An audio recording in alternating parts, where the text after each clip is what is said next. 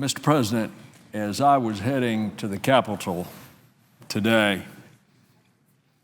I couldn't help but think about the jolting news from my state that the U.S. Department of Justice will have to sue my state of Florida over its purge of the voting rolls.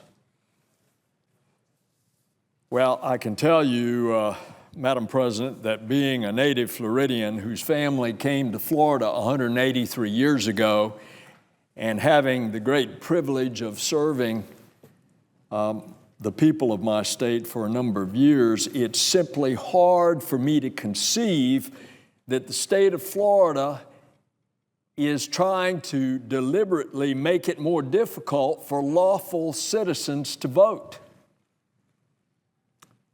But the governor did sign a new law that the legislature passed over a year ago to reduce early voting days, to make it more difficult to vote if you move to another county, to blunt registration drives, and to eliminate Sundays in the Sunday before the Tuesday election in early voting.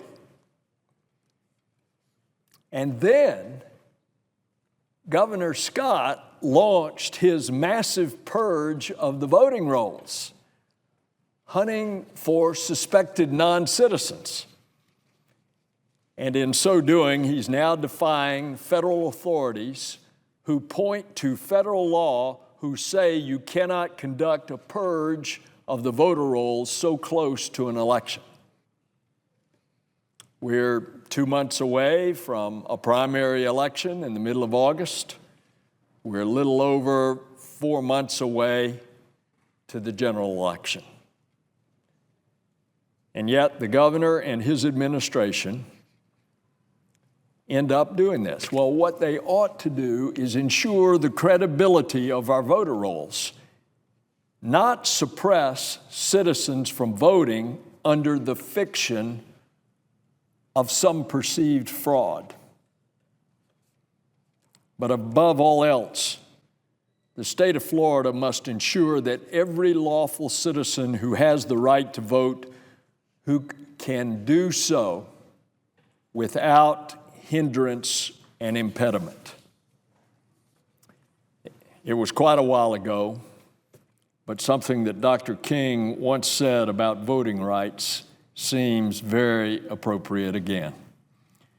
Dr. King said, "The denial of this sacred right is a tragic betrayal of the highest mandates of our democratic traditions. It is democracy turned upside down." Madam President, I hope the governor of Florida will heed those words, and I yield the floor.